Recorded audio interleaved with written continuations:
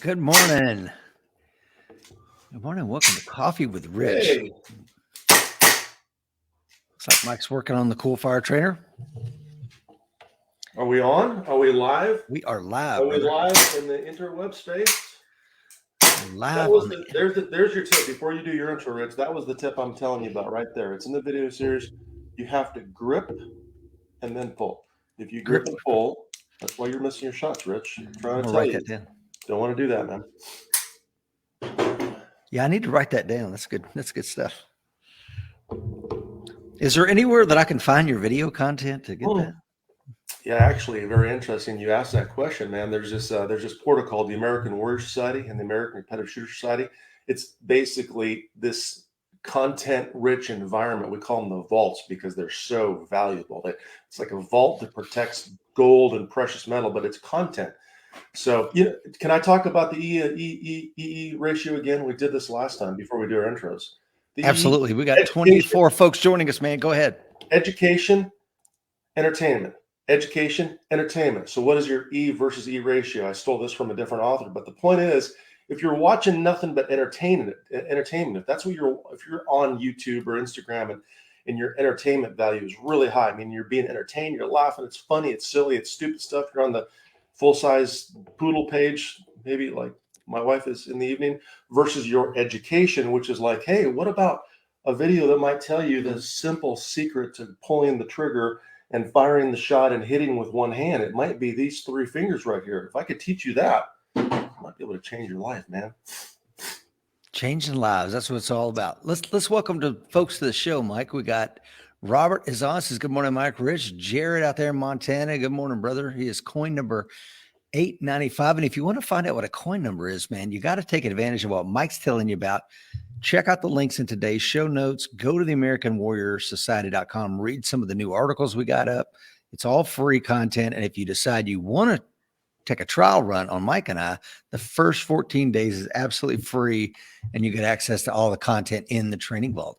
Tony is on from Brunswick, Georgia. Will is on from Montana. Jesse, coin number 2221. Scott is on, says, good morning, Mike and Rich. Donald Green, Semper Fi from Liberated, Virginia. Jeff Brown is on out there in Key West. Kelly is on. 37 folks joining us live, Mike. So let's talk about some sponsors real quick while Mike squares himself away. We got a good show for you today. I'm very excited. It's something I've been wanting to talk about for a while, and Mike's going to show you some really cool kit. But Mike, I want to talk about, tell me about the Bob by Century Martial Arts. He can't hear me. He's been messing with his microphone, and now he can't hear us. So while Mike squares himself away, I'll tell you about this, the Bob from Century Martial Arts. The Body Opponent Bag XL is extra long, and it's going to help you take your striking game to the next level. Please check out all of our sponsors today by going to AmericanWarriorShow.com. They are paying for this content to be on this morning. We also have APPHemp.com, which is Appalachian Standard, makers of the finest CBD products money could possibly buy. Take it from a guy who's had several knee surgeries and screws holding other body parts together. It is going to help you. Just as we can hear you, can you hear me? Give me a thumbs up if you can. Mike, it looks like is gone. We'll have to figure it out. Always a good show with Mike. He likes to play around with his equipment and live TV. That's awesome. Lisa says unmute. Yeah, it looks like you might be muted, pal. Unmute your microphone there, big guy. We got the Cool Fire Trainer to talk about too, and Mike's going to do a demo of the Cool Fire Trainer so you can see what felt recoil is all about. The Cool Fire Trainer, it's your gun, your trigger, your sights, your grip panels. Can you hear me now? Hey, look at that, pal. Hit that mute button. Hey, live viewers, just an interesting thing. The Rich Brown makes you unplug your mouse, so you can't use your mouse. You can't unmute yourself. Interesting. So let me plug my microphone back in, Rich Brown, as we're live on the Facebook. And if I get muted, maybe you can unmute me because then I won't have my mouse again. I can't unmute your pal, but go for it. Boy. Okay, let's see if we can do this. Hold on. Try it again. This is the magic of live television. I love it. Anthony is on this morning from the great state of Florida. John says Mike being muted is a bad thing. Right. I agree with it. It's not necessarily a bad thing, is it, John? And I think John recently attended your bigger circle course. Are you still muted there, Mike? All right. How about now, boys and girls? There we are. Is that working? Is that good sound? It's working, pal. Test 1, 2. 1, 2. Perfect. Okay, 36 folks joining us live, and they're experiencing all the wonderful technical difficulties we have on Coffee with Rich and the American Warrior Show. Mike, tell us about precision holsters, brother. Yeah, well, first of all, it's not a technical difficulty. My mouse is unplugged, so I can't use my mouse. I bet there's a setting that Rich doesn't know how to use because he's not very technically savvy in this stuff. He thinks he doesn't. I bet I could find a button. Says the guy who just muted himself. I didn't mute myself. It automatically muted me because I plugged my microphone in and it selected a microphone. But my microphone plugged in is not allowing me to use my mouse. So I can't do it. I have no control right now, folks. You're watching live on Facebook, and I have zero control over anything my computer does right now. Sounds like crazy. Sounds like excuses to me. I don't know. You're crazy right now. Anyways, what are we talking about? Precision holsters. Here's a neat thing. I'll show you something real quick, folks, if you're watching this.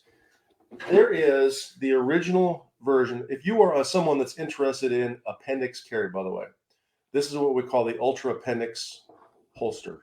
It's an inside the waistband holster designed to carry appendix. It has some specific design features. This area, as well as this area of the holster that takes the gun and actually pushes it into your body in two different offset manners.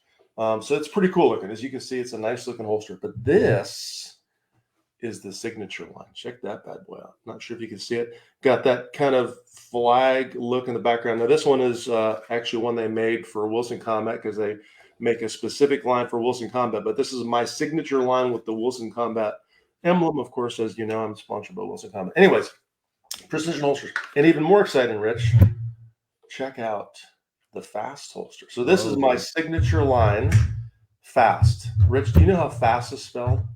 No. P-H-A-S-T. Do you know that you get that, right? Precision holsters, A-S-T. So remember, folks, if you want to go fast, there's your holster. This is actually one of my IDPA holsters he just cut out. The top is relieved, so you can I can use my carry optics gun in it. So if you're looking for a cool holster, not a cool holster. If you're looking for a high quality holster that's really well built for defensive or competitive type use, get on precisionholsters.com. And of course, there's a discount code. You could use our discount code. Rich probably has that, but you got to check it out. So, anyways, cool stuff. Yeah. So the last one we need to talk about, Mike, is Mountain Man Medical. I actually have we're going to be talking about, last night when we were talking about the show, we talk about emerging threats, but a lot of times we don't really go into the details of how do you manage the emerging threat. Well, today we're going to talk about some of the things that are in my personal go bag. I'm going to talk just about a few things that are on the periphery of the go bag. But one of the ones I have on the front of this rig is, I'll show you if I can. Let's check that bad boy out.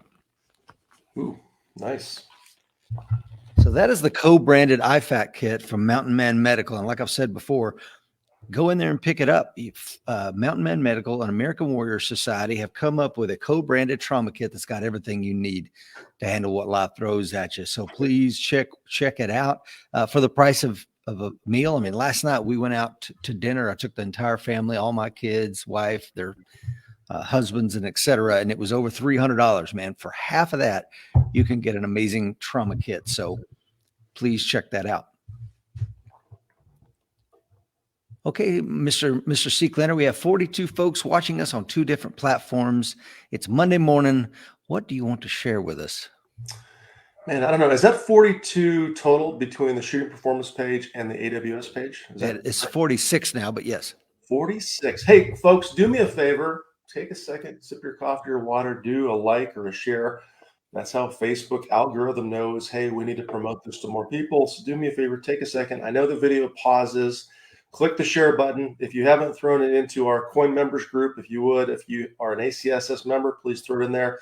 And the shooting performance training addicts, if you're a member of whatever else, please do that for us. I want to see 100 live people on Peoples, because I'm going to talk about, we'll have some technique today, but not much, because I know, Rich, you're going to talk about your gear bag. But you did ask me to bring a couple things. I brought the Cool Fire trainers. I'm going to show you those here in just a second. So if you're sharing, here in a second, I'm going to be demonstrating probably one of the most interesting products that we've used in a long time. Of course, one of our show sponsors. You can see right away, this is one of my Wilson Combat SIG 320s, but the red barrel that denotes that I have the Coolfire Trainer kit inside of it. And I have a couple Berettas here as well. You can see the red barrel that denotes I have a Coolfire Trainer. The interesting thing about these, Rich, is when they originally made some of the Coolfires and sent them to me, they look more like this. And I don't mind that. I mean, it's very distinctly marked Coolfire. But as you can see, that stands out, and that could potentially be a live barrel. I mean, that may look like a live barrel. I like how they changed the chamber area to red, so it very, very distinctly stands out as a training tool. It's not even a live firearm at this point in time because this barrel can't be loaded.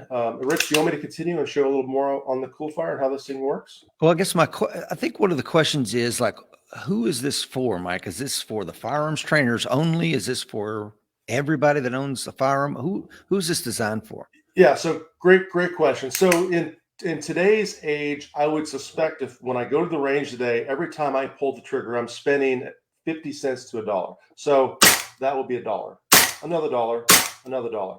So here's the deal. If you own a handgun of pretty much any variety, and they make the Coolfire Trainer for just about every model out there now, this is a no-brainer dry fire solution. Although that's why it's called Coolfire. It's not technically dry fire. When you dry fire, you get a click. You get something like this. This one probably is not full. You get a click. Where with the Coolfire, you get true felt recoil. So if I'm working on gripping the handgun and stabilizing the gun and firing one shot, when I fire, the slide cycles. So it's for everybody, Rich. I mean, literally, if you own a firearm and you want to save money, the kits are a couple $100, whatever they are. There's a discount code on our website, but you will pay yourself back in 250 trigger pulls. Let's say you spend $250 on it, and you get a couple paint canisters like this, compressed CO2. Let's say you spend $300. In 300 trigger pulls, it will pay for itself. Think about that for a second. That's a great point. Right. And after that, if you pull the trigger 3,000 times over a given training year, man, you just made $2,700, right? Is that good math, or is that close enough? Close enough. Yeah. So the Coolfire Trainer, man, it's for everybody that owns a firearm, and I think that people want to go out there and buy a kit. Well, this is a great piece of kit. Buy ammo, buy training, buy the Coolfire Trainer. Yeah, and I tell you right now, they've been so successful, Mike. I don't know if you looked into it. They're backed up for over 2 months to try to get one of those things. Yeah, well, because they're a fantastic product. I know John Reenan earlier just commented. He's on. He just took the class. We talked about this. We talked about the grip building process. He just took the bigger circle class, and we also talked about the ability to use something like this to work on your trigger mechanics. The great thing about standard dry fire, like this is a Coolfire Trainer, but there's no gas in the system, right? So when I pull the trigger, if I'm dry firing, I get one click, right? So whatever I'm doing, I get one click. I don't get the ability to control and stabilize the gun and reset the trigger. Well, with the Coolfire Trainer, if I'm doing my dry fire drills, I have a couple targets set up, and let's say I wanted to go 2 shots to the body over here, 2 distinct shots to the head over here. I can pull the trigger fast over here, and then slow it down and have to prep and press the trigger over there. So the things you could do with the Coolfire Trainer are pretty much unlimited. And like I said, they make them for pretty much every gun out there. When you were here last, we talked about the Coolfire Trainer I have for my Glock 19, and I could tell you, if you lay a loaded Glock 19 down at the range on a table and the Coolfire that's gassed up and shoot them side by side, you would have a very hard time telling the difference between the two. So anyways, great product. Yeah, phenomenal product. And Will Parker says on top of those benefits, their customer service is outstanding. John says everyone should attend the bigger circle if they can. And now there's an opportunity to, because you guys have finally put it on video, correct? Yeah, it's on video. And I also, Rich, I think I see Shannon's question. Can you mount an optic on the Coolfire Trainer? So since we're talking about 100% value, let me dive in. So the way this works is this is a shorter, this is a different variant of the Wilson Combat Berettas. So that's why the barrel sticks out a little farther. This barrel is made for a standard 92. It sticks out just a little bit farther. As you can see in this one, that's what it would look. That's the old cool fire trainer. That's what it would look like. But to use a cool fire trainer, it's your handgun. All you do is unload the handgun safely, take it apart, and then you replace the barrel and the recoil spring. So when you get a cool fire trainer kit, you get the barrel and the recoil spring. If you could see inside that the barrel itself, I'll give you a little bit of light here. There's basically a striker in there. So there's a small striker inside the barrel. And what that striker does is it actually pushes the slide back.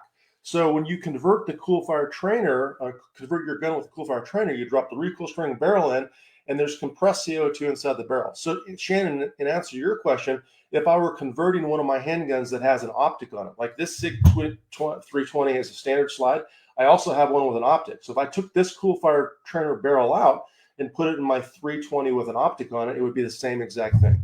So it doesn't really matter what sighting system, doesn't matter what trigger, what grips, you're converting your gun. And the only thing you're changing is the barrel and the recoil spring. And then what happens is when you fire the gun, the firing pit hits the actual striker and it cycles the slide, right? And then after you're done shooting, in this case, this gun, I'll probably get 30 or 40 shots.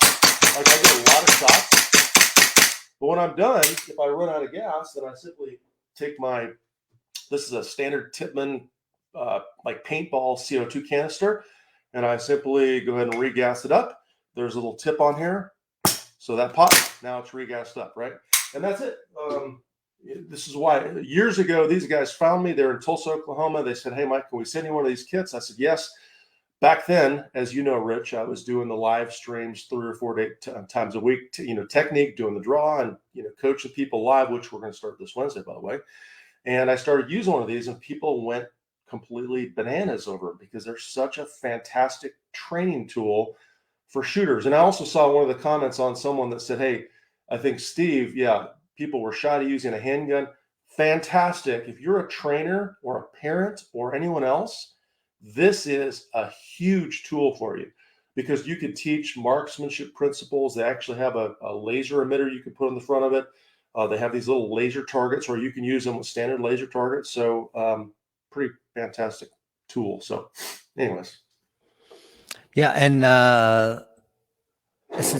Steve said that's a good comment there. And Jeff, my brother, said, he was a federal firearms instructor as well. And he says, if I had one of those back in the day, I think I would have had no one fail or go unqual at the range. I completely agree, Jeff, because you could do little things in a safe environment where you could have someone pull the trigger and you could watch and tell them, hey, when you're pulling the trigger, watch the gun move. You could translate so many things. I love them as a training tool. And I have actually taken them to a few classes. I don't normally travel with them because of the CO2, but they make the little mini CO2 bottles. So they're just small. They come in like 2 or 3 per package that you can actually put in your luggage.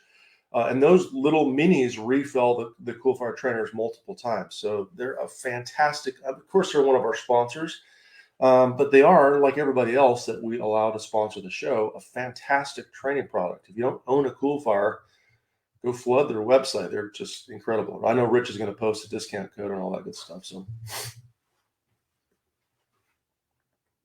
you're muted now, Rich. Look at you, little making fun of Mike Seeklander. Now you're muted. Welcome to Coffee with Rich, or what are we? Coffee with Mike now? Welcome to Rich Brown's show. Okay, I'm glad that happened for you.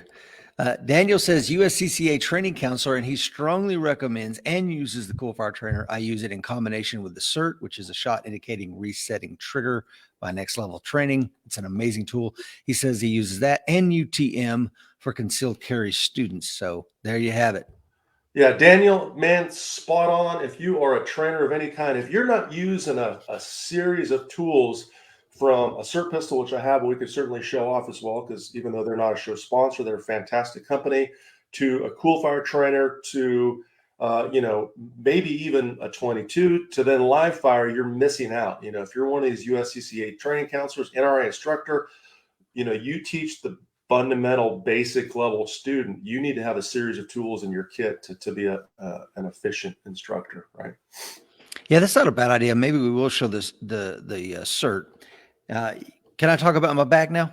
Go for it, man. Hit it. I'll grab a cert while you're doing that, buddy. Okay, and I want to welcome a couple more folks on. Manhar is on, and Manhar, I was thinking about you yesterday when I did that. Manhar, of course, is in South Africa, and he went through the horrific riots there this year.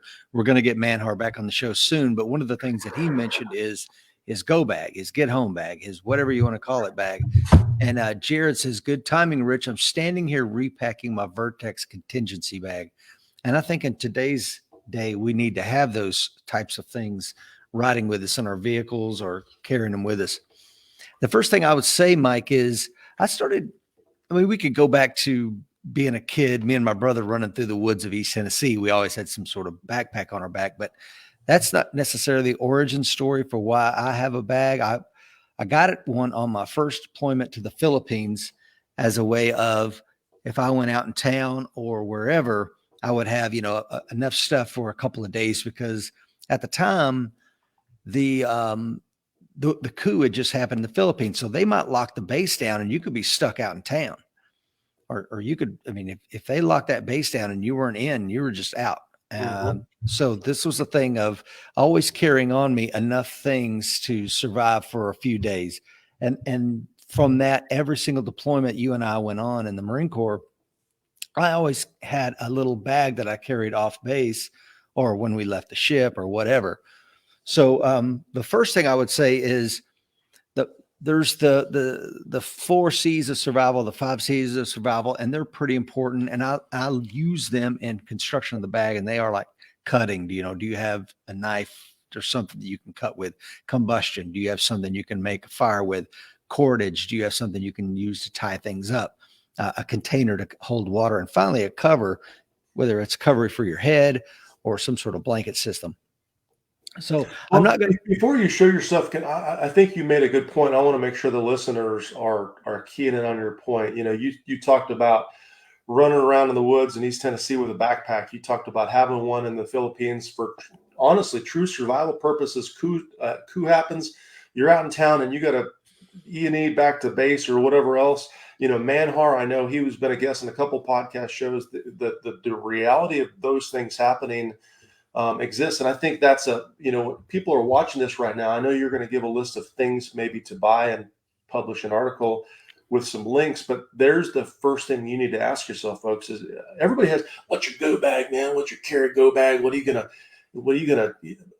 What's your purpose first? And I think, Rich, you just outlined that your purpose and where you are may very specifically dictate what you put in your bag, which is what, folks, if you're watching this right now, what I love about Rich's bag is it's way better thought out than mine is. I don't need to think about building one. I'm just going to copy what he has in his. So yeah, I think the why is super important before you show them what's in it too. It's absolutely critical, the why. And I'm so glad you said that, because I have scoured the interwebs for good stuff. And of course, Donald Green tells us Dave Canterbury come up with the 5 C's. It's nothing that Rich Brown invented. I just steal people's ideas.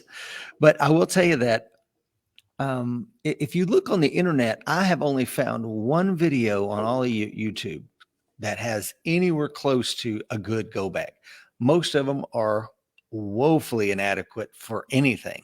And I usually turn them off in disgust about 9/10 of the way through, because they completely miss the forest for the trees. And having said that, forest for the trees, do you want your go bag to be more rural or more urban? Mm-hmm. And what do you intend to do with it? Like this concept, Mike, of I'm going to bug out. And my question is, okay, bro, where are you going? Right. Well, I'm getting out. Okay, I hear you, man. Where are you going? Well, I'm going to go in the woods and do what? How are you going to eat past 2 or 3 days? Yeah.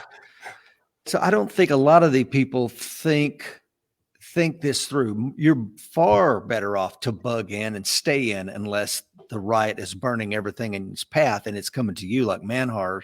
And then you have to rely on your friends with guns, as Manhar did, to fight the horde. Or you can flee. You can grab your bag and your wife and your passport and get the heck out of there. And that is built into my kit as well. But so mine is leaning more urban, because I use this bag wherever I go. The other thing I'm going to talk about is it's TSA compliant, Mike. Mm-hmm. the things in this bag that are not TSA compliant, like this Gerber multi-tool, is on the outside of the bag, and it has this little remove before flight tag. So I have 2 remove before flight tags hanging off my bag, and it reminds me, hey man, before you head off to National Airport, take these 2 pieces of kit. And one of them is inside the bag, but I have cordage so that red tag is flaying out, because I don't want to be standing at TSA watching a great piece of kit of mine getting thrown in the trash, right? Yep. And I've had that happen. I'm sure many of our viewers this morning has had that happen, where they find a tactical pin and freak out like they did on me, and end up having to get it tossed, or a knife or something like that. I don't want that to happen, because you fly a lot. I fly a lot. A lot of the people watching this morning fly a lot. And this bag needs to be TSA compliant. Yeah, well, it's interesting because you've had the bag on every trip we've been on. We had several FIDCs we taught this year, and there's almost always a use in the bag. Like, hey, Rich, man, I forgot my ibuprofen. You got any ibuprofen? It's not just.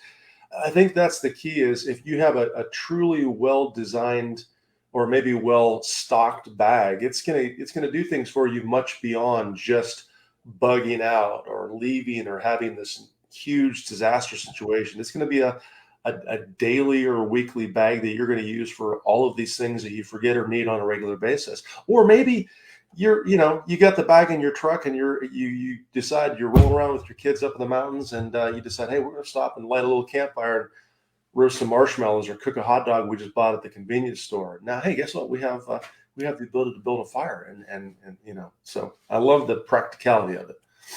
I do too. And like Don says, Mike, he says, mission should always drive the gear you choose. So again, to Don's point, I like the idea of get home, because my plan is 90% of the time it's going to be bug in, unless of course there's a hurricane coming or something like that, where I have to leave. But other than that, man, I'm just want to get home. Or I want this kit to enhance my travel. For example, we were in Ireland, Mike, last year, right before the pandemic kicked off.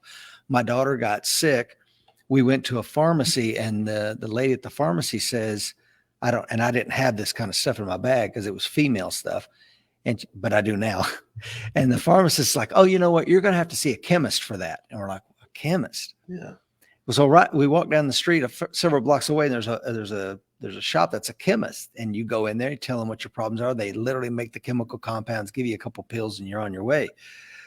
So if you don't understand the culture of what you're moving in, this is a European culture.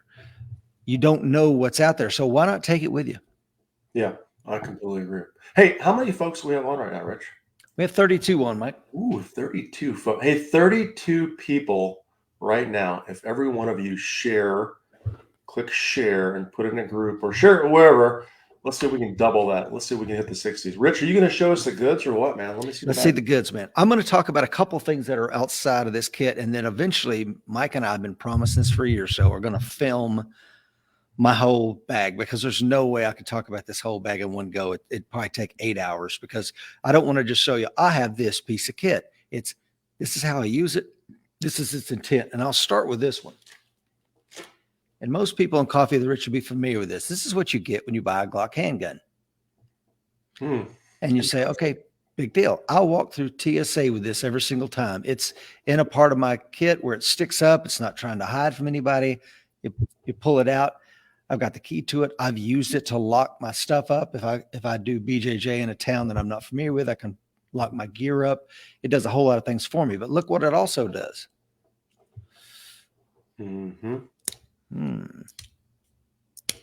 Just like a SAP or a blackjack. And TSA are probably going to ban these now. And I have black ones, but I like this orange one because it's not scary. So it serves multiple purposes. If I unlock this, it becomes this amazing metallic whip. And I've beat Bob up with this thing. Bob doesn't mind. Bob is also one of our sponsors, the Senior Martial Arts Body Opponent Bag. But this piece of gear right here is amazing. And I've taken this on hundreds of flights. I also have, as part of the 5 C's, one of them was cordage. So on the outside of the bag, slid down the molly, is this piece of kit. Another means to secure something or secure someone. This makes a really good improvised set of flex cuffs. And it's easily these are the two items that are just, I fly through TSA, no problem. What is that made out of? What you're showing right now, Rich? Talk more about that. Yeah, it's like a insulated wire. Yep. And it's an amazing little piece. It doesn't weigh anything, but I mean, you can secure someone or something, and it's on the outside. And also you could use it for an amazing little self-defense tool. As far as I'm only going to talk about two sections in this bag. Now, the bag that I use, Mike, it's an assault pack. It's olive drab. It kind of looks tactical, although I don't have any patches or cool moto kit on the outside of it. I want to be as gray as I can, but it is military grade, which means it's going to last longer. The other thing it does is, other reason I like it is it slides in very perfectly underneath a seat in an aircraft. Yeah. I mean, it just let me ask a question for you. And I know Jesse just asked about, is there any reason your gun lock is not black? I think you just talked about why it's not black. But if you're given a choice, if you're going to start from the beginning and build, this go bag, for lack of a better term, would you choose? I like the term military grade. It's going to last longer. It's going to be a more heavy duty. But would you choose a military or tactical looking bag? Or maybe if you had the choice, would you choose a commercial, like a North Face, something that might to the outside world look like a small backpack for a climber, or a camper, or whatever else? Rich, where would you start? That's a great one, man. And as you know, what I've done recently is the way that I pack is called Inception style packing. And I don't know if most people have heard of that, but what that means is you have these little containers within containers. So what that gives me the ability to do is, like the last several times you and I have traveled together, I haven't carried with this. I've carried a North Face pack, but I've reached into my get home bag and said, okay, for this trip, I'm going to need this. And I just grabbed the little pieces of Inception packaging. Like this is an example I'm going to go over next. It's in a little case like this. And I say, okay, I need this. And I need this other piece of kit and this bag inside the bag. And that gives me the ability to scale up or scale down and blend in better. Like when we were going to New Jersey, I didn't want to look all tactical. I wanted to look like a North Face guy. So I carried my North Face pack. So great point, Mike. Hey, in the future, I know we're going to do a gear list. Do we have that online? Or are we building that in the future? So, folks, we talked about this in the pre-show. Just so you know, I don't know how long it'll take, but what Rich is going to try to do is produce not just a video series or some videos, but where you can actually see the entire bag, but also maybe a gear list. So if you're like, man, I want to copy that, or I want to copy these elements of what he has, we'll eventually have a direct link to Amazon where you can buy. There'll probably be a affiliate link, full disclosure. So if you spend $10, we may make 1 penny, but we'll have a gear list for you as well. So. Yeah, thanks, Mike. So the very top, I'm going to try to show this here. The very top of this kit bag has this little pouch, and this is the pouch. It's front and center. It's the one that I'm in the most, and I'm going to show you what I keep in here. I always sleep with a sleep mask. Sleep, I cannot tell you how important it is, and the ability to sleep on demand wherever you are. You know, if my wife and I are traveling, one of us needs to be awake and one of us needs to be sleeping, getting good rest. So I can put this sleep mask on. It weighs nothing. If you crumple it up, it takes up no space. It's front and center. Part of the sleep or gunfire, running a chainsaw, whatever, a little pair of foamies. So I got this kind of a sleep system, if you will, to grab some Z's wherever I'm at. I've got I'm not showing it to you, but my vaccination card. So when I travel, it's got all my vaccinations on it. A little bit of Carmex. This is an interesting thing. So I have 2 of these in my bag, and this is a large black heavy duty trash bag. And the reason for this is I can take it out. I can put my entire kit bag in this and it's not going to get wet, which you would imagine. But it also does another thing. And one time in Spain, we got into this big fight. Me and my Liberty buddy, Dwayne, got in a fight with these Spanish college guys and beat the living crap out of these poor fellas. Well, now we've got some blood on us and we're trying to get back to the ship. And my go bag in it, I had an extra change of clothes. So I took the clothes we were wearing. Let's say I'm wearing this, and now all of a sudden I put on a Hawaiian shirt, take my glasses off, put my ball cap on. You have to understand something about the way people, if a bolo comes out, be on the lookout. It's going to go like this. I'm looking for a white male, average height, average build, wearing clear sunglasses, a black hoodie that says North Face on it. Okay. So that's all. And he's carrying a green bag. So anything I can do to disrupt that, I'm probably going to make it out. So I take off the North Face hoodie and I carry in here a red shirt. It's the only red shirt I own. I own one, and it's in my bag. So that way if I ever need to put on something different to go invisible, I take this, and now I'm a guy wearing a red shirt with a hat on and carrying a trash bag instead of a green go bag. You see what I'm saying, Mike? Mm-hmm. Yep. And I've actually had to use that to get away from the Spanish police and get back to the ship to make Cinderella Liberty. So this is in that top compartment. It serves a bazillion purposes: waterproofing, disguise, etc. Obviously, COVID right now, man, traveling in airports, man, they're the most filthy freaking places on the planet. Got a little bit of hand sanitizer. I got my backup mask because me and you were boarding a bus in Philadelphia recently. And what happened? At 4 a.m., you had to have a mask. You didn't have a mask, you weren't getting on the bus. And what happened, man? You had a mask.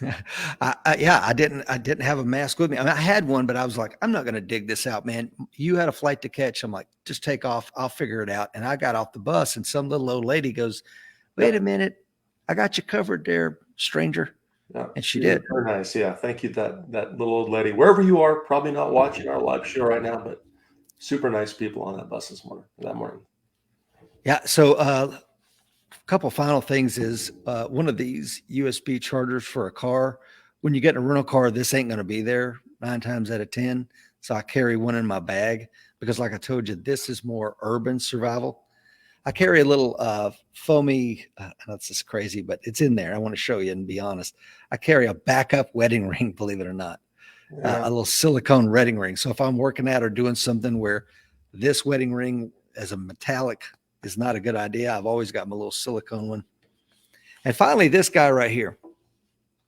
And this is probably one of the most important things. And you're saying, what is this? Well, it is every single component to keep my electronics running. Yeah. I have cords here for iPhones, any kind of thing you can imagine, any way to keep things charged from, I mean, every single thing. Rich, is that electronics case, which is fantastic, is that a backup, or is that what you actually use to charge your stuff? Or is that all backup theoretically if you don't use a primary charger? Yeah, my main charger stays at home. It doesn't leave the bedside table. So this is just riding with me, and it's my travel companion. But yeah, so and I have also, like, I always carry 2, so that whatever my wife uses, it's in here, so that if she forgets hers, I can keep her kit running as well. Not that she does, and Miss Lisa, if you're watching. Jocko in South Africa says, need to go and train. We'll catch later, guys. Stay safe. Yeah, thank you for being on, Jocko. And Donald says, have to catch the rest on replay. Off to work. Yeah, I know it's Monday, guys. I appreciate you being with us. Thank you to the 38 folks that are still joining us.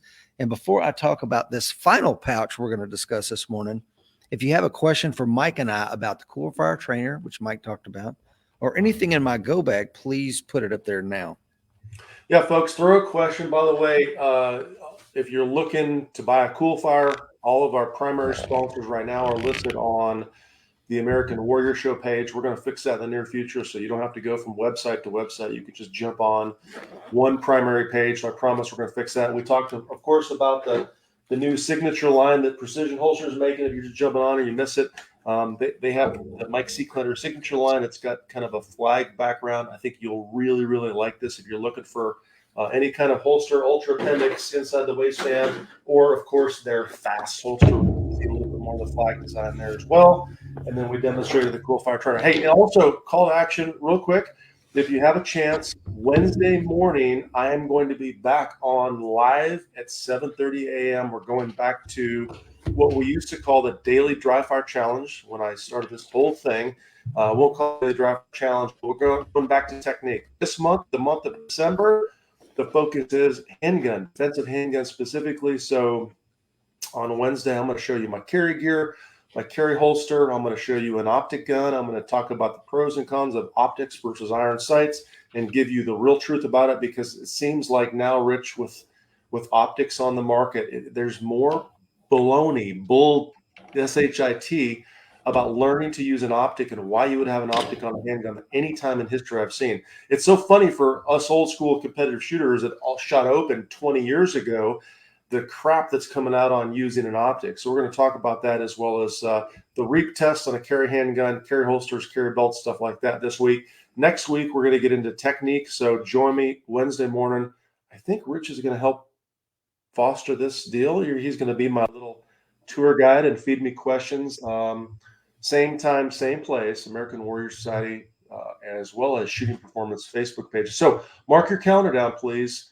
You might have to turn on notifications. And Rich, I don't know if you put that out in your show, but Facebook is turning notifications off. So go to the American Warrior Society Facebook page, as well as Shooting Performance, and turn on notifications so it pops up if Rich and I go live.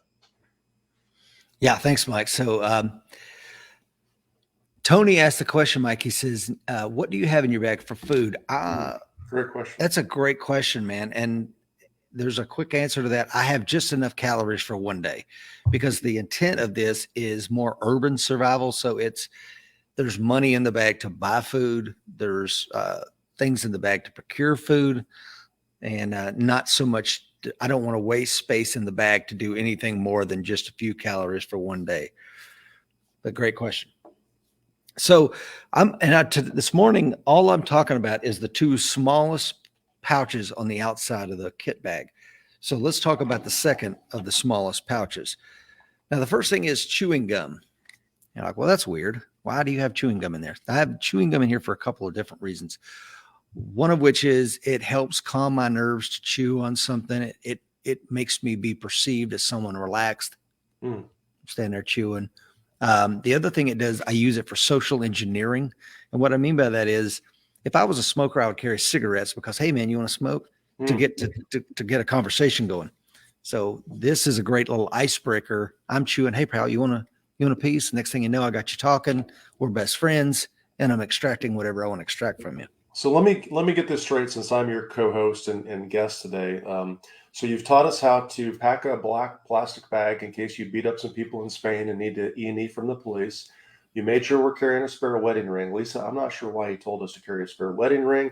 And last but not least, gum, not just to chew gum, but to socially engineer something. Interesting, Rich. I don't know what you're getting at. This is what we call the entertainment value of the live stream versus just education. We have to have some entertainment as well. And I'm the entertainment today, folks. Good morning.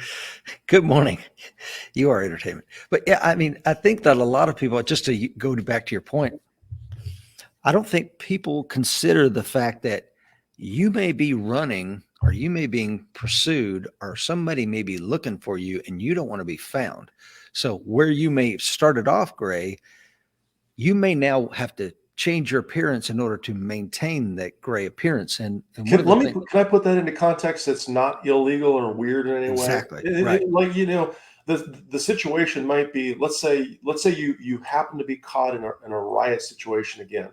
And in that riot situation, you defend your family for a moment at a time, not shoot somebody, but maybe you just elbow a couple guys hard. And now they're pinging you on social media and texting their buddies. It's that dude with the blue hat and the green shirt just hit, Joe and Bill, and get him. And that's a great opportunity for you, maybe slipping inside a shop or an alleyway or whatever else and changing your appearance and getting out of that. That's a true self-defense, maybe utilization of what Rich is talking about, beyond beating people up in Spain, which I don't think is necessarily a bad thing. I'm curious where I was at that point in time. They had it coming. There's a great, and then that's another thing. Maybe the fight is completely self-defense, and they had it coming, and now there's a bunch of other thugs that are looking to stomp your face in. Hey, change your appearance. I think it's fantastic in terms of an idea.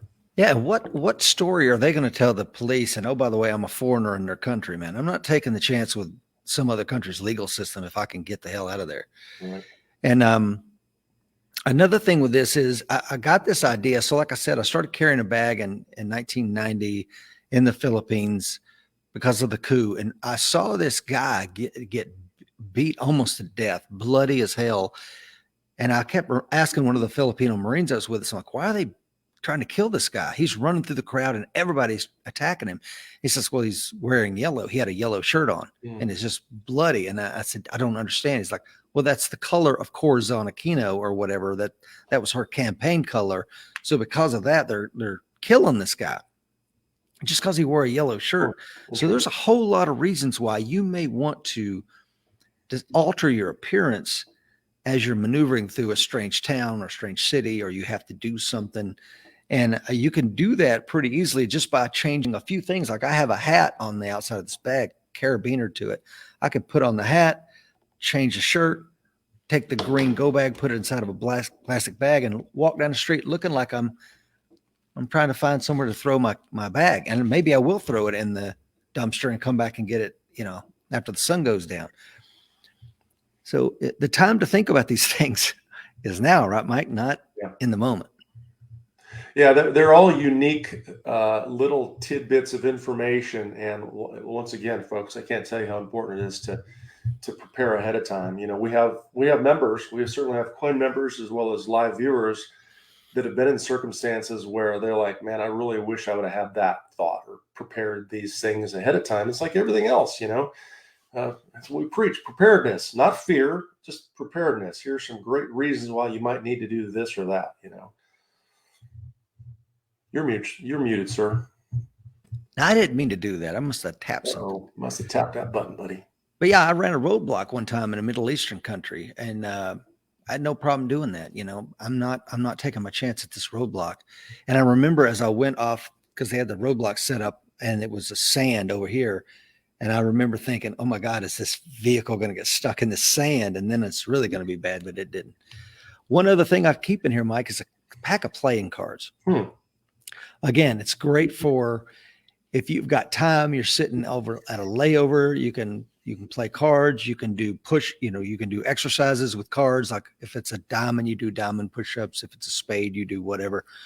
It's another great thing of social engineering. I've got a couple of magic tricks I do with these to get people to want to talk to me and chit chat and whatever.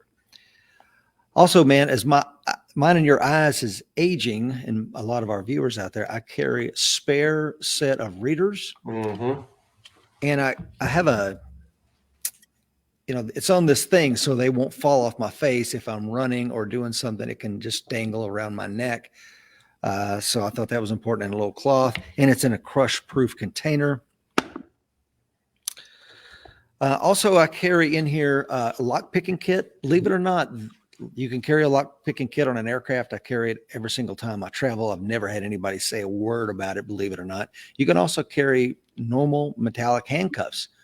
And I did that for a while, but the weight was just such that I carry flex cuffs now. I don't do that, but it's funny. You can carry those, not a problem. TSA has no problem with that. And the lock picking kit is standard. Only thing I've added, Mike, is an old door key. I try this first before I start trying to pick locks. Another thing is like, Rich, picking locks, bro. What is this about? You're running from the police. You're picking locks. You never know when you may need to gain access to something. And we can almost kind of leave it at that. Whether that's you go to a city you've never been to, you get the Airbnb, and oh no, one of your kids locked yourself out of the Airbnb. Do you really want to try to call the owner who lives in another state? Right. Or a locksmith that's going to be several $100s. Like, and I think one of the things that the people that are still watching this is, man, you can look and see shady in a lot of these things, but a lot of it's not shady. Like we talked about the change in the shirt for the purpose of a riot or a word circumstance, or maybe, I don't know, maybe you cut yourself and you bleed on the shirt and you got to change shirts. In terms of lock, we were at an FIDC class and didn't have access to a classroom. The coordinator eventually showed up minutes later, but we were pretty close to picking the lock so we could get in the room and, prep for our class. So it's not always sinister stuff, folks, but certainly a lot of, it's like carrying a firearm. That's not a sinister thing. It's a defensive thing that you'll never pull out unless you need to. It could be sinister if you decide to break the law with a firearm, but the point is, it's still preparedness. It is preparedness. And I want people to, when you and I started the American Warrior Society 5-6 years ago, we were very careful about the content that we put on the website. We wanted to make sure that everything we showed had a defensive context. We're not behind the training vault. For those of you that are members, you know that nowhere in there does Mike and I teach you how to do a fire team rush against an armored vehicle where you can steal the money in it. It's not that. These are all self-defense things. So I think a good lock picking set and knowing how to do that skill may, like, if your kids were locked in the house and the dog's barking and you got to get to your 2-year-old, well, you got your go bag in your truck, you can get your kid out. I can also carry obviously a pen, a mechanical pencil, and a little carpenter's pencil so that I can shave it off to write with. And also those shavings can be used for tinder, starting a fire. It has multiple purposes. Yeah, Rich, Don asked a pretty good question about how the gear list changes with the weather. Of course, winter up north requires a change of clothing and maybe volume of bags. So I think that's a great point. It's certainly your why and maybe where you live will certainly dictate the gear. So maybe you want to talk to that briefly. Yeah, Don, you're spot on, brother. This bag works for me and the mission that I've set it up to do. It also works for the environment that I find myself in. If I lived like my brother does in Key West, it would probably be a little bit different. If I lived where like Jared up there in Montana lives, it would definitely be different. But for me and the way that I plan on using this bag, it's good. Yeah, Jared says headlamp. Oh, brother, there are actually 4 compartments to this bag. I'm just showing you the 2 smallest compartments. The giant compartments, man, it would take me hours and hours and hours to go into. But this is another thing. So this started its life as a Bose headphone case. But I thought, man, it is so good for being a crush-proof container, and it just fit perfectly into my bag. So I'll show you, Mike, what's in here. And the purpose of this thing, it doesn't come out much because this is my securing container. And I'll show you what I mean by that. While you're opening that, Rich, just folks, if you're noticing how compartmentalized the things are in his bag, what I mean by that is, if when you're setting up your bag, if you just put a bunch of stuff in it and expect yourself during the darkness or wet conditions you're in to be able to reach in and find whatever, good luck with that. So if you look at Rich's bag, and I've been through the entire thing, everything is compartmentalized into little packages and pouches and things that he's repurposed. It's literally, he can reach in with his eyes closed and find whatever's inside of it. Eventually, we produce this final list. We're going to give you some recommendations and some photos on that as well. So, and Don says he's in Montana as well. Yeah. So your kit will definitely be different. So I'm opening this little pack. I'm going to show you what's inside here. First thing is just a couple of ties. You can use them for other stuff, or you can use them for flex cuffs. I have had to subdue people and hold them till the police got there. It takes a long time. And I think our guest Justin talked about that. I think they ended up having to duct tape that guy as they were waiting for the police. So, yep. Think about it. I also carry this, Mike. This little case right here, it can function as a koozie, but inside of it, it has a rifle lock, a rifle cable lock. I've used this in Rome to cable lock mine and my wife's luggage together while we were, having lunch on the side of the road. I didn't want anybody to run up and steal this, so I just kind of cable locked our stuff together. It can also be used as a defensive tool, as one might imagine. I can lock this together and do what I got to do. But I like being able to secure my things. I also have in here a sill lock key. Like I said, this bag is more urban. And if you want to get water in an urban environment, you're going to have to get one of these. And this actually is the sill lock key to turn water on in cities. But what this does is this can open up panels to get access to electronics at a high-rise hotel. If I may need to do something there, it can open up all kinds of stuff that I may need to open in an urban environment and gain access to. So these little guys will set you back about $10. And if the SHIT hits the fan and you're in an urban environment, you need to get water or you need to get access to some of the other things that are inside a control panel, you're welcome. Yeah, and those are things that if you look at the gear bag stuff that we've reviewed on YouTube, there's nowhere near this level of detail. No one has ever, as far as I'm concerned, mentioned that particular tool or how Rich sets up his bag. So I think the value of this particular list is going to be, amazing.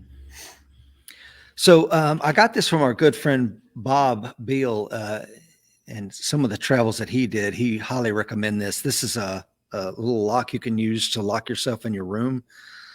Again, if you're staying in an Airbnb or a hotel, I don't want people coming in on me at night while I'm sleeping. I'm using my sleep mask. I'm going to be relatively alert, but I want to get good, restful sleep. But the only way I can do that is to lock that door from the inside, because anybody that knows much about lock picking or whatever, the hotel has a key to the lock.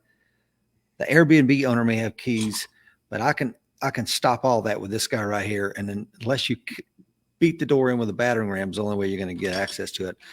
And because there are multiple ways to get inside a room, I carry another one. This is just a different kind of travel lock.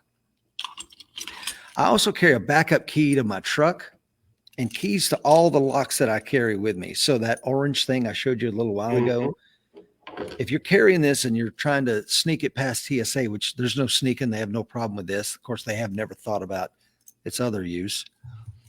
Make sure you have a key to it. So here's a backup key to my truck and all the locks I carry. Speaking of locks, I also carry these two. And these are the locks that are, if I'm traveling, I take these out of this bag. I lock my gun case up with it. I put the gun case in my check bag. Cool. Last but not least in this little kit is a wine opener. Like I said, if you're in an Airbnb with your honey and she brought a bottle of wine and the Airbnb host or the hotel does not have a hotel, they have no problem. TSA says you can carry a wine opener. Now, as you might imagine, this can also do some other things. Yeah. And last but not least, Mike, this is the only other thing. It's a little notepad, but it also, as you might imagine, does other things. And the inside of this, the first thing is it tells people, if you find this, call for a reward, a cash reward, and it has ways to contact me. I also carry it because I'm such a nice guy, Mike. It isn't all about beating people up. I carry thank you cards with me. And like when we stay with people, I drop a thank you card. It seems nice. It's already in my bag. And then I just replenish them. I carry 3 of them. Or I have in here, Mike, stamps if I have to mail something to someone inside this little back piece. I also carry cash everywhere because cash is king. Not a whole lot of money because I've got more money stuffed in here later, but just, I think it's like $40 to pay for an Uber, to pay for a toll. I don't normally carry cash in my wallet, but here's some cash, a vending machine, you name it. Love it. Hey, not to interrupt you, by the way, I see Tina jumping on with Girl and a Gun. Thank you for sharing, by the way. Looks like Mr. Bob Beal's on as well. Sweet. And then Jesse had a great comment about on the American Warrior Study website, how we specifically state that, we'll use the material learned on this website for honorable, legal, and ethical purposes. So if you're watching this or watching the replay on YouTube or wherever we post it, keep in mind that all of these things could have some other sinister purposes, but every one of them is a self-defense related tool that's designed to keep you safer in whatever environment you're in. And if you're just jumping on, by the way, Mike Seeklander and Mr. Rich Brown talking about his incredibly detailed, I don't know if the word go bag is the right term, but multi-purpose bag, maybe that'd be a better term for it. Get home bag, because that's all I want to do. Yeah. And let's talk about that, because you and I have traveled around the world. I know our good friend Bob Bill, who's on, has traveled a lot around the world. There's a difference between legality and morality for me. It's like in this city or this concert venue or this country may make something illegal. Remember, it was completely legal to kill the Jews, right? It was Jim Crow laws were completely legal. It was completely legal in the United States to disenfranchise an entire race of people. but it was morally wrong. So if I have to use some of these tools morally right, but may break some weird law, I don't necessarily, I'll take the risk at some of that. But my safety, my family safety comes first. I carry a check in here in case I have to write a check. You just never know. And like I said, last but not least, a couple of stamps if I have to mail something, or one of these or whatever. And all that fits snugly and nicely. I'll show you real quick. Back inside my little note-taking material. Yeah, that's perfect. Hey, Rich, Bob Beal asked a great question. He's talking about everything you've shown as innocuous except for the lock picks. What are your thoughts about the lockpick set raising some, some issues if your bag is searched by the police? Question. Man, that is so true. And I remember arresting people that had lock picks and lock breaching tools as a cop. There was a series of break-ins. Just to tell a story real quick as to why that kid got arrested. Walmart kept getting broken in at the back, and it's like 2 a.m. and I roll up on this kid, and inside his backpack, he has bolt cutters and all kinds of breaching tools, lockpicks. And I'm like, hey man, you're going to jail.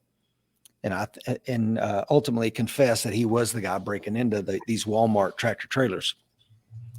So what's good about this is I learned this trick from another friend of mine. Is he carries his business card. So if I carry a business card that says, hey, my name is Rich Brown, I'm with the American Warrior Society, American Warrior Show, America's leading self-defense podcast. It's kind of this is what I do, man. I'm a security professional. I'm a retired police officer. It kind of answers the question why. And in mine, in your case, we can easily go, hey man, just Google Rich American Warrior, and you're gonna see me all over the internet. But I've never had that problem. The thing about that, Rich, is you hit on a good point. You can have a business card printed with anything you want. So, every one of you watching right now that is a coin member or non-coin member, you should be one, by the way. You could certainly have a business card that said your name and maybe your expertise area is, security consultant, because you consult with your family members and teach them some security related stuff. It's not a lie. And I think that automatically labels you to an extent as someone that is using these tools or skills for defensive purposes, which I think we know as former law enforcement officers is not an issue. You're going to portray that the proper way. And Bob says I carried a business card that showed I was a locksmith. And again, you can have them printed out like I'm an elephant trainer. Nobody cares, right. And nobody's probably going to check it. So, and another thing is this: if I'm stopped by the police, I'm going to be completely 100% truthful here in the United States of America. I'm going to tell the truth and let the chips fall where they fall. But I don't owe anybody outside of law enforcement anything other than what I want to tell them. Sure. If I want to be Richie Greenleaf and that's my pseudo and that's how I'm rolling, and I can go as far down that rabbit hole as I want in order to protect my personal privacy, it's nobody's business. But if questioned by law enforcement, the 100% truth is coming out. What do you think on that, Mike? I agree, man. I totally agree. And like I said, any good cop is gonna be okay with that. Also funny on Bob's comment, business card that showed he was a locksmith. I'm sure he carried business cards that showed that he was lots of things at some point in time. I will tell you though that that may be different if you're overseas. Certainly a lock picking kit overseas with some sort of foreign law enforcement might be looked at differently than the law enforcement that we're used to. But yeah, that's exactly right. Robert says Travis McGee had cards that claimed he was a salvage consultant. Yeah, man. Whatever you need. And another thing about this kit bag, if I have to go on foot, the interesting thing about the lock picks is it's non-destructive breaching. I want to breach a door, and I don't want anybody to know that I have breached it and done whatever I did. So non-destructive breaching is incredibly important. However, in my truck, I have means to do destructive breaching. Bolt cutters and some other things that will also fit in the back panel of this. If I have to go foot mobile, I stuff that in there and I can do what I need to do, because as one of our guests pointed out, Mike, recently, he said, anarchy is 9 missed meals away. If society misses 9 meals in a row, all bets are off. And I'm like, man, that's true. That's like 3 days. So if you and I are somewhere and something bad happens and we got to get back, then I'm going to stuff my breaching tools and we're going to go on foot and we're going to do what we got to do to take care of our families. You know, you say anarchy in 9 miles away. We've not seen quite that, but we saw something close to it during the pandemic. Man, we got to experience we call the pandemic with training wheels. You got to experience how, I don't know, one viral post on Facebook or wherever happened decimated the toilet paper stores in the entire country.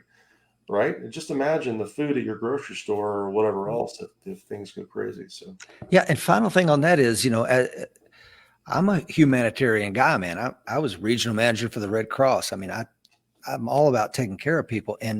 But why I say all that is also to point out the fact that if you're in a localized disaster, let's say like a Hurricane Katrina, right, Mike?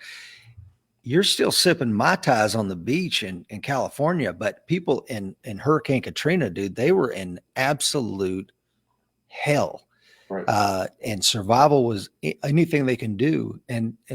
So it may be just a localized disaster. The whole world doesn't have to be falling apart. But if you're stuck in something like that and you have to move a state or two away to flee to Texas to find some semblance of order, what's it going to take to get you to Texas? Cool. Mike, really, that's all I got here. Listen, a couple of things. Bob says 9 seems optimistic. Will says desperate humans are very dangerous. Mark says lockpicks are very common and often given as a gift at IT conferences. Well, there you go.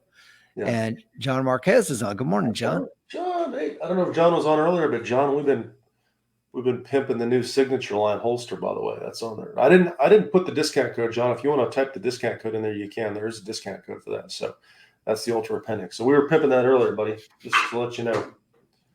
Yeah. So, Mike, that's all I have. That's all I'm going to talk about this morning, brother. Anything else? No, folks, just a couple of calls to action and reminders. Don't forget, this coming Wednesday will be day 1 of the Defensive Handgun Instructional Series. We'll be talking about carry gear live on Facebook on the same pages you're watching today. So please mark your calendar, put that in your phone, turn on notifications for that Facebook page and this Facebook page as well. We have talked about a couple of our sponsors, Cool Fire Trainer and Precision Holsters. I think next week I'm going to show off some other sponsors as well as products that are not sponsors. Like today, we mentioned the CERT pistol. I did grab a CERT pistol. This is their small compact pistol. Once again, a great training tool. And as instructors, we call this a demonstration tool, not even a firearm. So it denotes the fact that it can't be fired.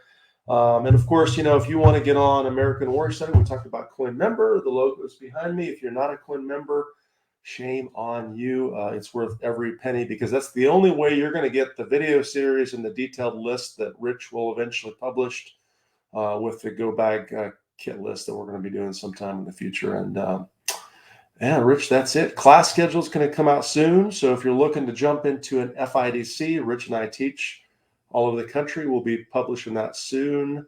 Couple membership specials on our primary website as well as my website. So check those out.